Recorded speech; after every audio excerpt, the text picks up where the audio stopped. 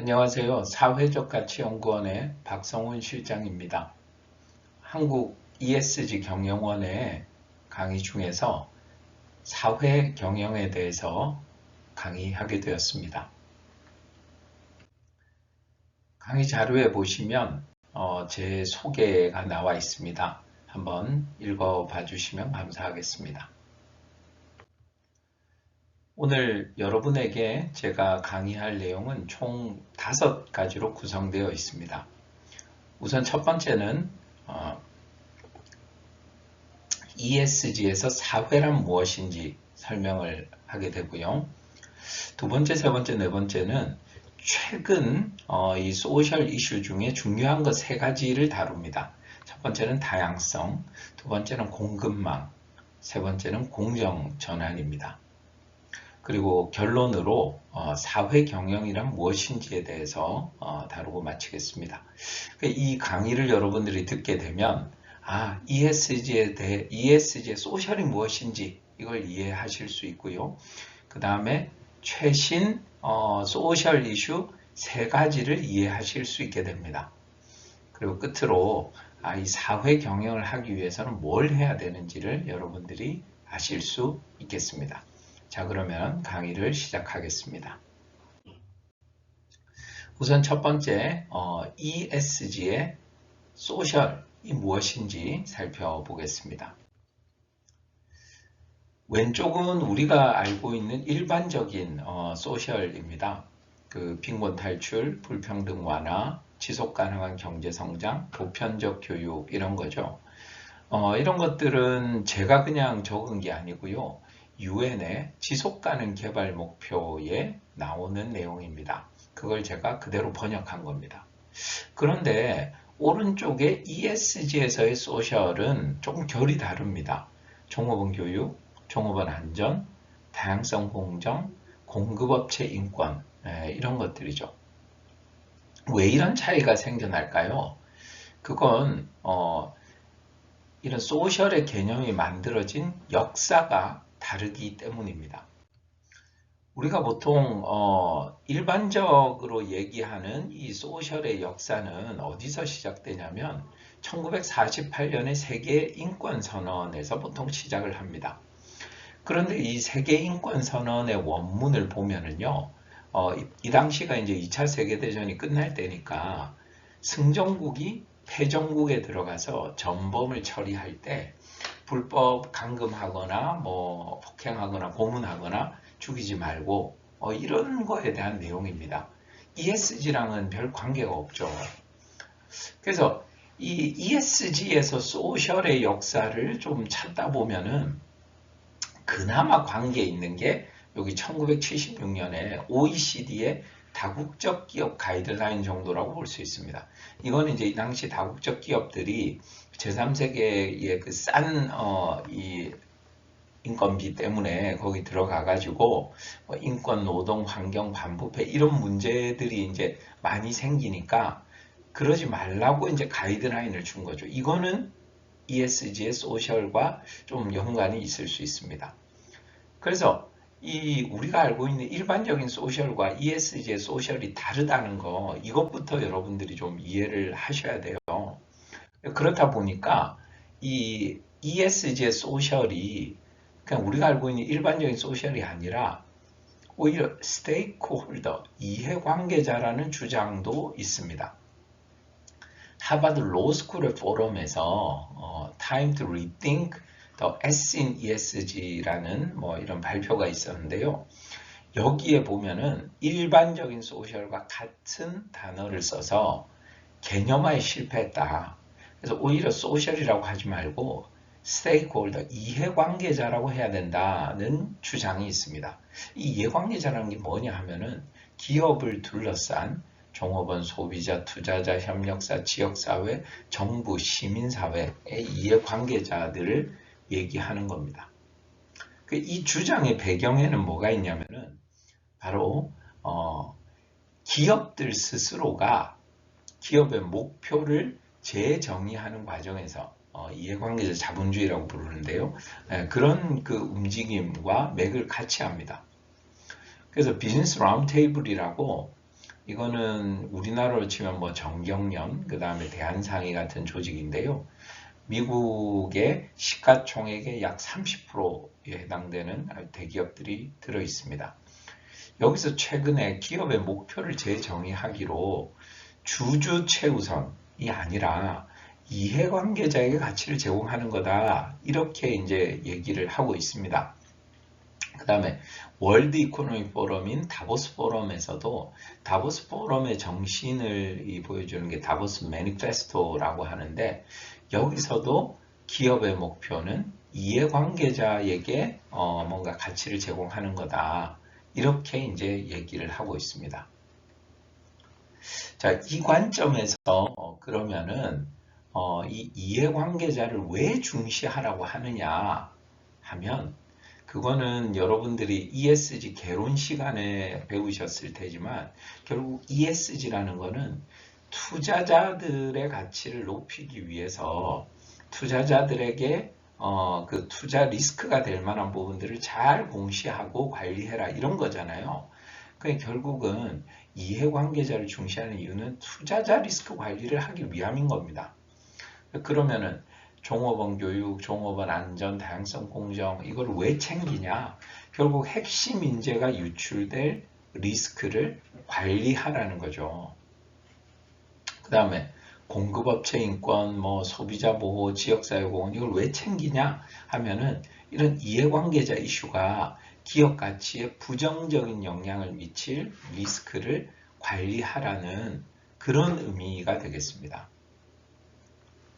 투자자들이 이 인재 유출의 리스크를 낮추라고 엄청나게 요구를 하고 있습니다. 이분은 레리 핑크라는 블랙락의 회장인데요. 블랙락은 자산 규모가 9,600조 원에 달하는 세계 최대 자산 운용사입니다. 여기는 이제 매년 그 본인들이 투자하고 있는 기업의 CEO들한테 그해 투자 방향에 대한 서한을 보내는데요. 2022년 서한에는 동급 최고 수준의 인재를 유지하고 뺏기지 말고 또 유치하라, 이렇게 되어 있습니다. 특히나 젊은 인재들을 잘 유지해라, 뺏기지 마라, 이렇게 요구하고 있습니다. 이게 투자자들의 요구를 하는 거죠. 그렇다 보니까 기업들이 젊은 인재들의 유출 방지를 중요하게 여기고, 이런 MZ세대 종업원들을 잡기 위해서 다양한 복지 제도를 늘리고 있습니다. 예를 들면 워케이션이라는 제도는 워크와 베케이션의 합성어인데, 휴양지 같은 데서 쉬면서도 일을 할 수 있는 그런 새로운 근무 제도를 말합니다. 이렇게 그 다양한 복지 제도를 늘리는 이유는 당연히 그 MZ세대가 더 쉽게 이직한다, 더 많은 보상을 원한다, 이런 인식 때문입니다. 근데 여기에 대해서는 반론이 있어요. 첫 번째 반론은 맥킨지 보고서에 따르면 회사 측은 조건 중심으로 본다. 그런데 구성원들은 감정 중심으로 본다, 이런 거죠. 그래서 고용주가 응답한 이직 사유 1위는 더 나은 조건을 찾아서 떠나는 거다, 이렇게 얘기를 하죠. 근데 근로자가 응답한 이직 사유는 뭐냐면 조직에 대한 귀속감, 이런 감정 중심이라는 겁니다. 또 다른 예를 들어보면요, 기업 두 곳 중에 한 곳이 MZ세대 조기 퇴사 비율이 높다, 이렇게 얘기를 합니다. 기업이 응답한 MZ세대 퇴사 이유는 압도적인 1위가 개인 만족이 훨씬 중요한 세대라서 그렇다. 그래서 MZ세대가 원인이다, 이렇게 얘기를 하는 거죠. 근데 이 조사가 재밌는 거는 같은 조사에서 이 응답 기업들한테 물었어요. 당신네 회사에 직원 성장이나 커리어 관리 제도가 있습니까? 했더니 응답 기업 중에 33%만이 있다라고 응답을 한 겁니다. 그래서 이 원인이 다른 곳에 있을 수도 있다는 거죠. 오히려 공정성이 더 중요하지 않을까 하는 건데요. 그 공정한 보상이라는 책에 보면 이 MZ세대에게는 공정성이 중요한데 이 공정성의 개념이 과거와는 좀 다르다는 겁니다. 뭐냐면 과거에는 이 사회의 공정성을 얘기했는데 그게 아니라 내 이 개인이 어떻게 평가받고 인정받느냐에 대한 공정성이다. 이런 내용입니다. 그래서 이 최근에 이 MZ세대 종업원들은 나에게 피해가 된다면 CEO들한테도 당당하게 공정성을 요구한다는 겁니다. 이건 한때 언론 보도에 좀 많이 나왔었는데요. SK 하이닉스의 5년차 되는 직원이 CEO를 포함한 전 직원들한테 이메일을 보냈는데 무슨 내용이냐면 우리 회사의 성과급 기준이 공정하고 투명하지 않다.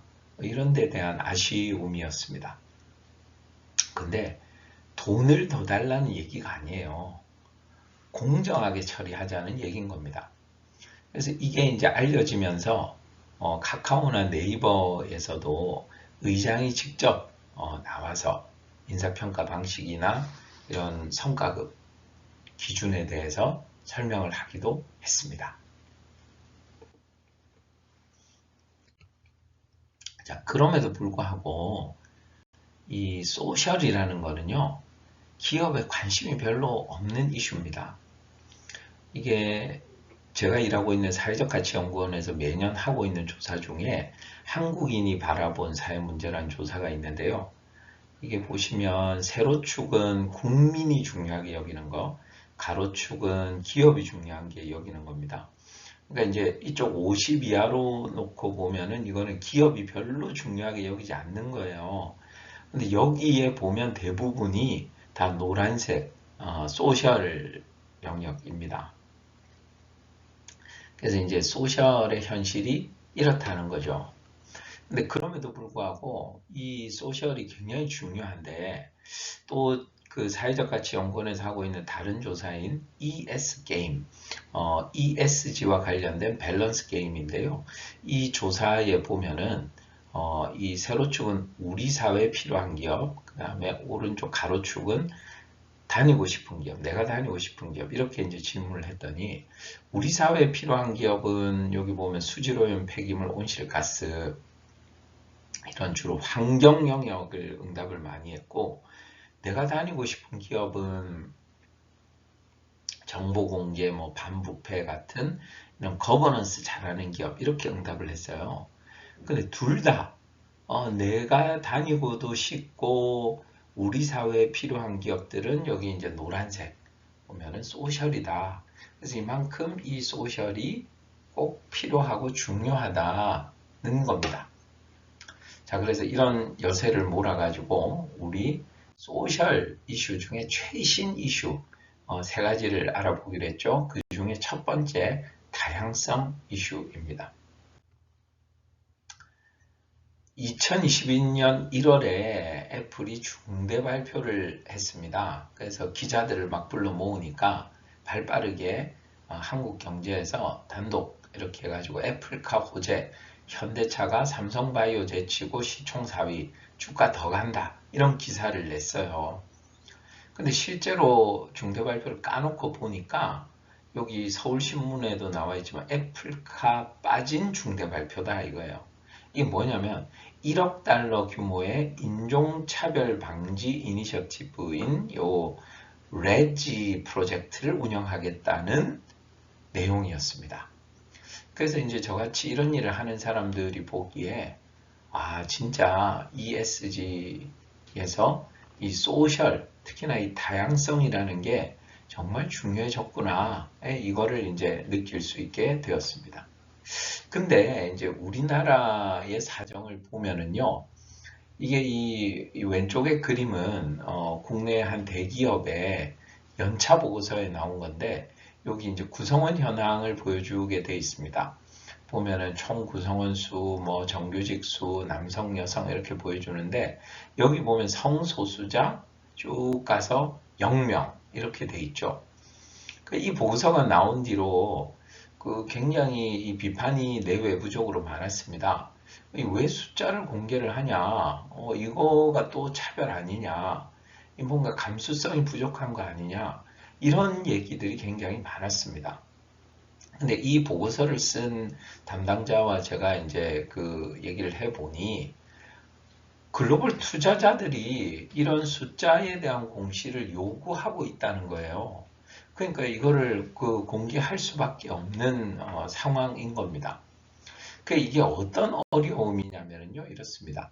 미국이나 유럽은 이미 높은 수준의 다양성 관리를 하고 있는데 상대적으로 수준이 낮은 이 동양권 국가의 기업들은 하루아침에 지금 이제 아직 숫자도 공개하지 않고 있었는데 하루아침에 선진국 수준의 이 다양성 관리를 요구받는 이런 상황이 된 겁니다.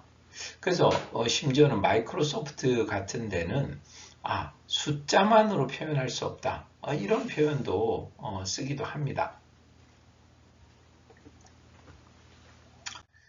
심지어는 다양성과 포용성을 높이는데 이 자사의 기술을 적극적으로 활용하기도 합니다.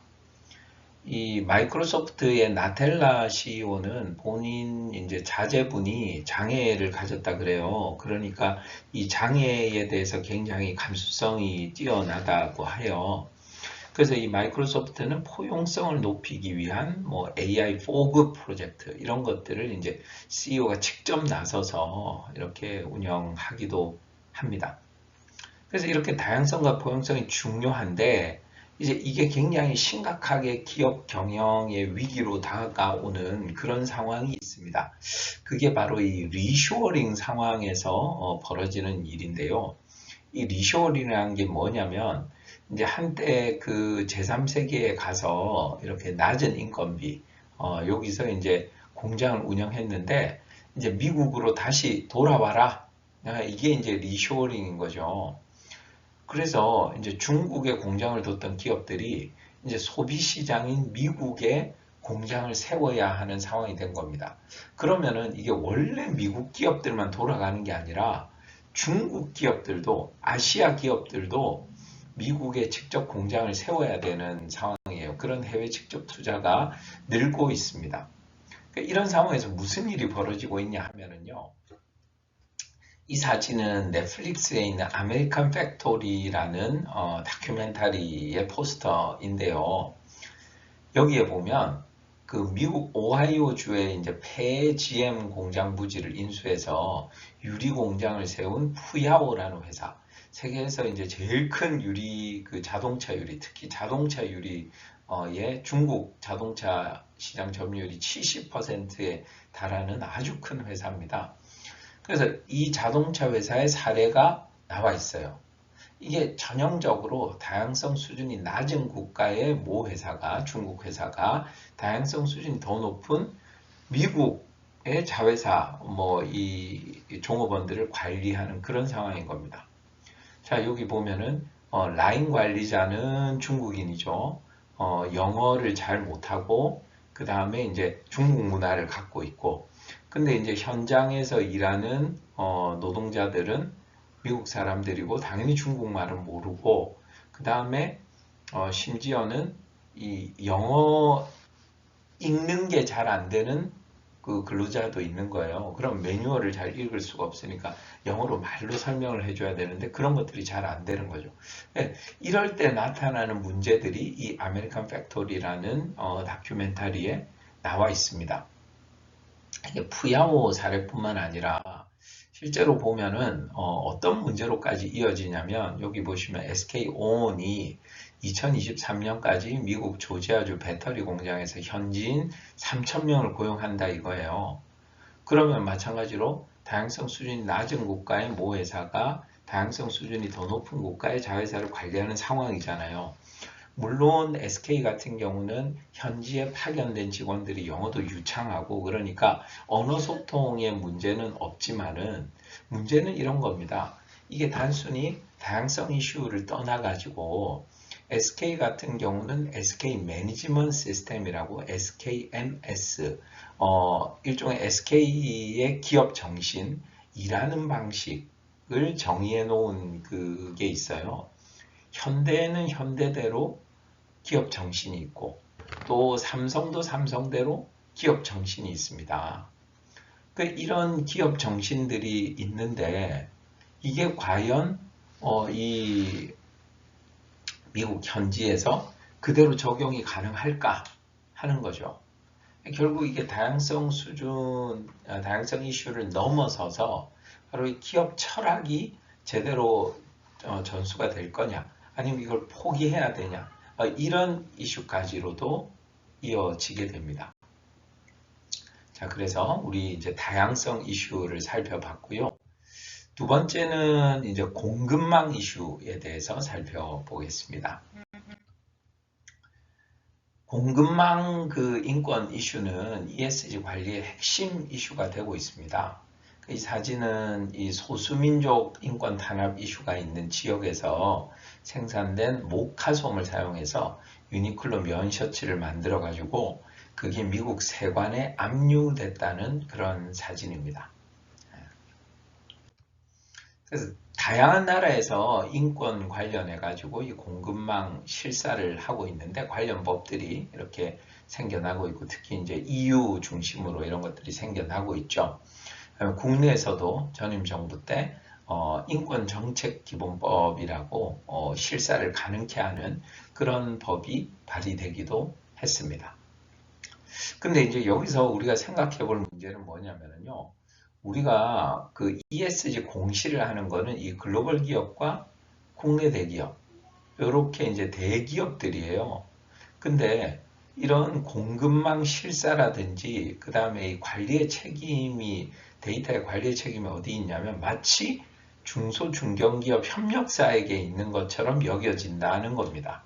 그러니까 이렇게 압력이 이렇게 쭉 전가가 돼가지고 일종의 책임 떠넘기기나 면죄부처럼 여겨질 수가 있는 거죠.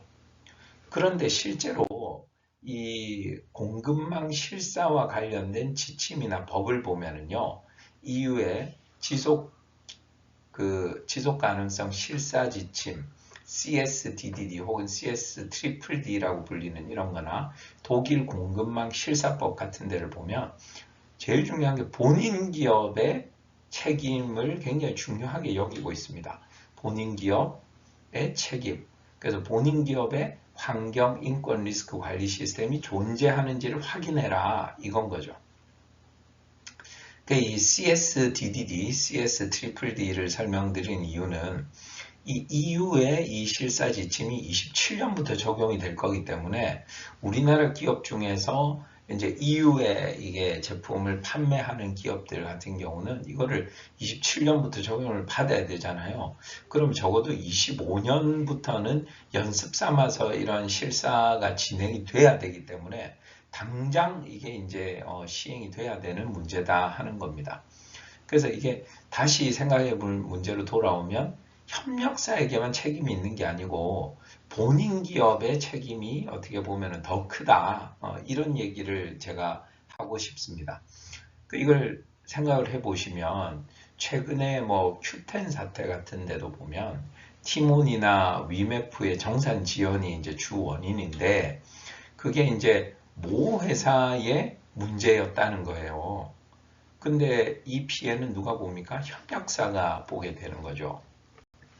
그리고 또 이제 남양 같은 경우는 이 불가리스 요구르트가 코로나19 예방에 도움이 된다. 이런 이제 허위 광고를 해가지고 불매 운동이 벌어지기도 했는데 그걸 이제 조사하는 과정에서 이 대리점에 대해서 보통 밀어내기라 그러죠. 판매량을 이렇게 과도하게 할당을 해가지고 판매하도록 하는 거 그런 문제들이 막 커지면서 급기야는 이제 총수 그 회장님이 사퇴하는 상황이 되기도 했습니다. 다른 예들도 많습니다. 여기 SPC 파리바게트 같은 데 보면은 이 그 공장에서 노동자분이 기계에 끼어가지고 이제 숨졌는데 이때 이 본사가 어떻게 대응했느냐 하는 것들이 이제 좀 지탄을 받고 있죠. 그 다음에 이제 맥도날드 같은 경우는 여기 뭐 인권 침해 진정서 이런 거를 낸다 그러는데 여기 보시면 이게 바지예요. 이 근무복인데 근무복에 주머니를 이렇게 봉제를 해가지고 휴대폰 사용을 못하게 했다. 뭐 이런 것도 있어요. 또 리유저블 컵 이벤트다 이래가지고 이거는 스타벅스가 뭐 좋은 의도에서 리유저블 컵을 주는 이벤트를 했더니 대기 음료가 650잔이나 됐다는 겁니다. 그래서 이런 게 이제 직원들을 힘들게 하는 거죠. 이걸 넘어서서 이제 보면은 중대재해처벌법이라는 게 지금 시행이 되고 있기 때문에 안전사고가 생기면은 그것 때문에 CEO가 물러나는 시대가 지금 됐다는 겁니다. 이 사진은 광주의 한 아파트 그 건설 현장에서 이게 이제 외벽이 무너지면서 외국인 근로자 이제 두 분이 이제 돌아가셨습니다. 근데 이제 이 중대재해처벌법이 전임 정부에서는 이런 사고가 발생하면 그 책임을 누구에게 묻냐면 CEO에게 묻겠다 이랬단 말이에요. 근데 이제 현 정부에서는 이게 조금 내려가서 현장 관리자에게 책임을 묻겠다 뭐 이런 상황인데 어쨌든 이 당시에 이거에 대한 책임으로 그 정몽규 그 HDC 그룹 회장님이 사퇴를 하기도 했습니다. 그러니까 이제 이런 문제들이 얼마나 중요한지 우리가 알 수 있겠죠.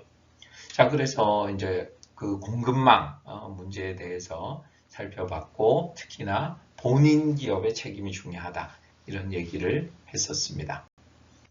마지막으로 이제 세 번째 이슈인 공정전환에 대해서 살펴보겠습니다. 공정전환이라는 건 뭐냐면 just transition. just는 justice, 공정한 거, 그 다음에 플러스 transition, 이 산업 전환을 얘기하는 겁니다. 그래서 이게 고탄소 산업에서 저탄소 산업으로 지금 산업 전환이 막 일어나고 있잖아요. 이럴 때 공정하게 전환해라는 내용입니다. 무슨 내용이냐면 이 산업 전환을 하게 되면 예를 들어서 이 공장이 문을 닫았다. 이쪽으로 이제 산업 전환을 위해서 혹은 이런 산업 전환을 했더니 여기 있는 직원들이 해고됐다 라고 하면은 이게 공정하지 않다는 겁니다. 그래서 이제 이들을 잘 관리해라 하는 게 이제 공정 전환인 거죠. 그래서 이유를 중심으로 공정 전환 이행 정도를 ESG 평가에 반영하겠다는 계획도 내놓고 있습니다. 자, 그럼 공정 전환의 내용을 살펴보면요 이렇습니다. 사업 전환에 대한 모든 정보를 심지어 안 좋은 정보라도 특히나 이 피해를 보고 있는 노동자들한테 투명하게 공개하라는 겁니다.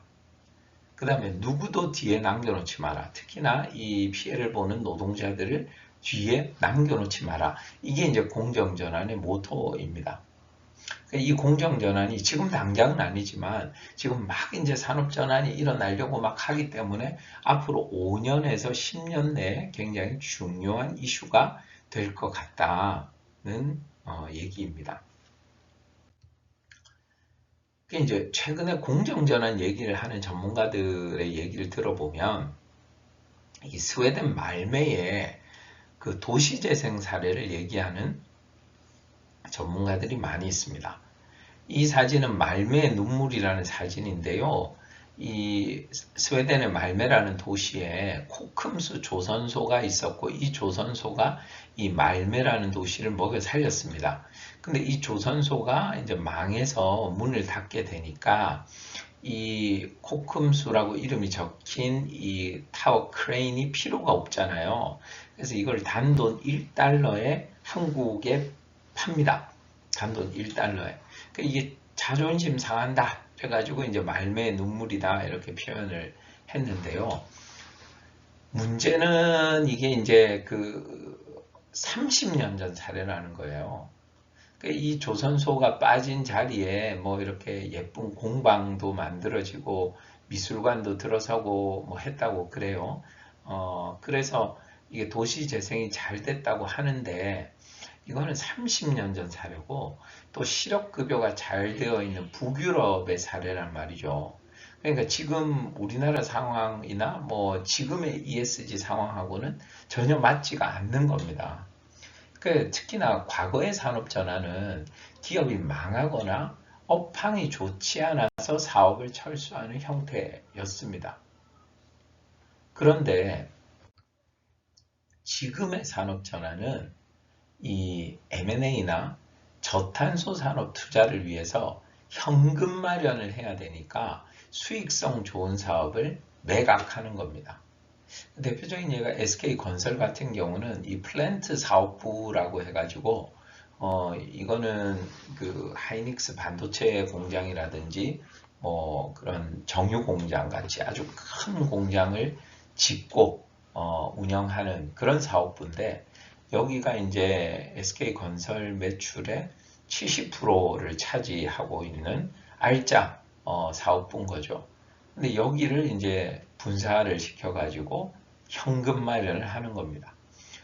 또 현대 오일뱅크 터미널 같은 경우는 이제 그 기름이 유조선에서 들어와가지고 뭐 정유 공장에 가거나 뭐 이렇게 할 때 잠깐 이렇게 머무는 터미널이 필요한데, 여기는 아주 수의 계약을 해가지고 무조건 여기를 거쳐서 가기 때문에 현금이 고정적으로 들어오는 아주 수익성 좋은 사업입니다. 이런 곳에 지분을 판다는 거예요. 왜? 실탄 마련을 위해서.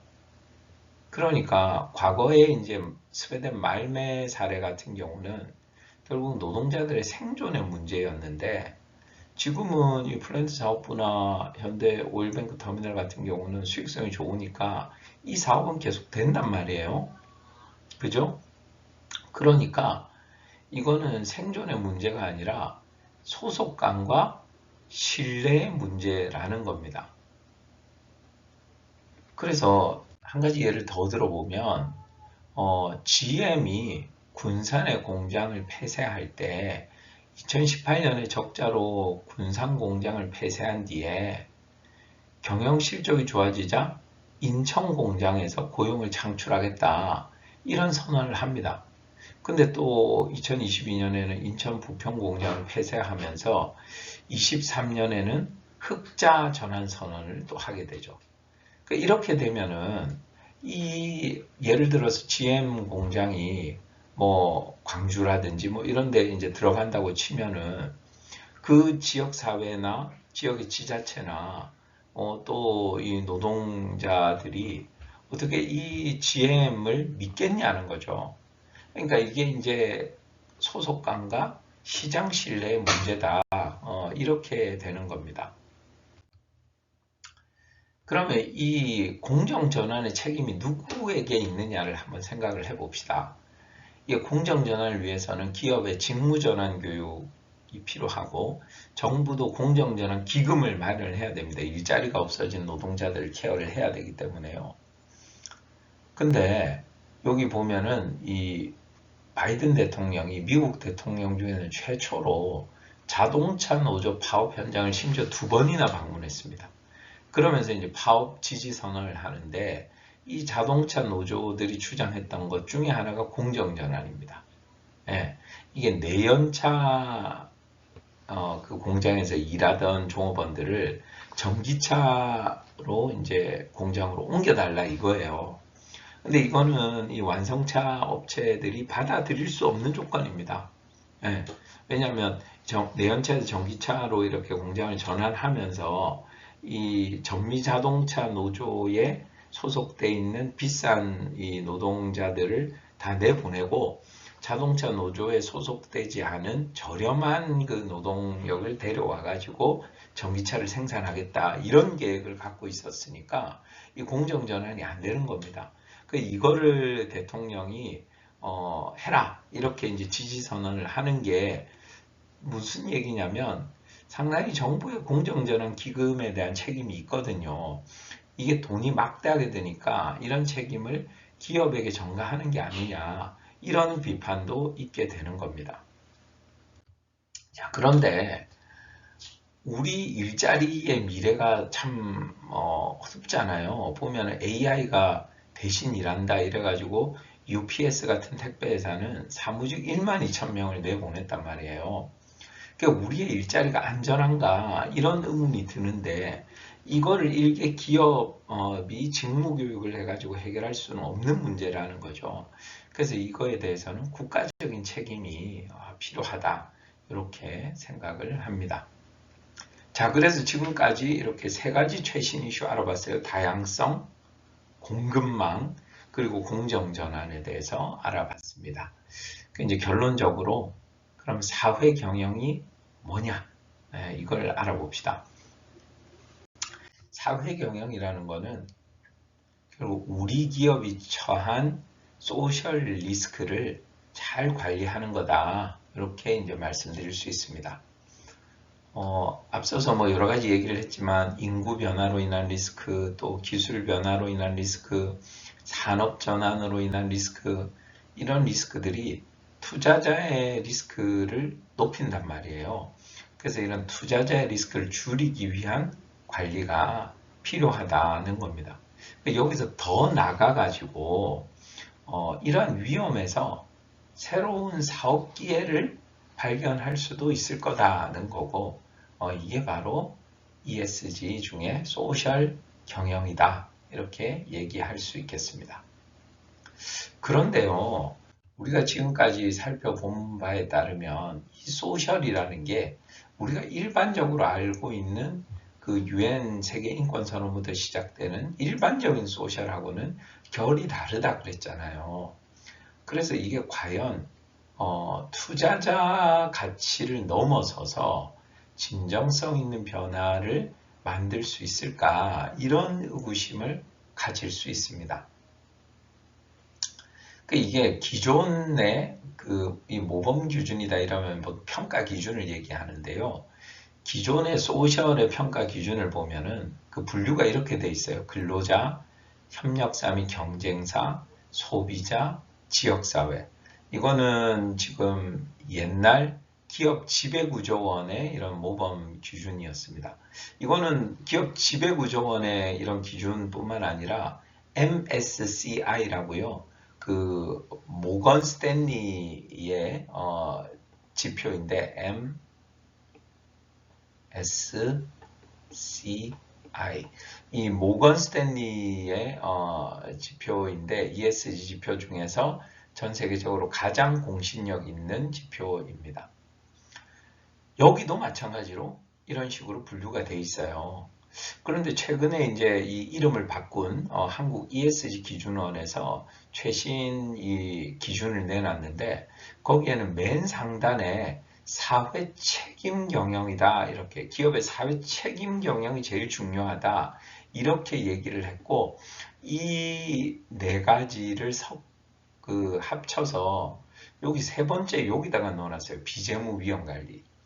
투자자 리스크를 위한 관리죠. 그래서 여기다가 이제 넣어놨다는 얘기입니다.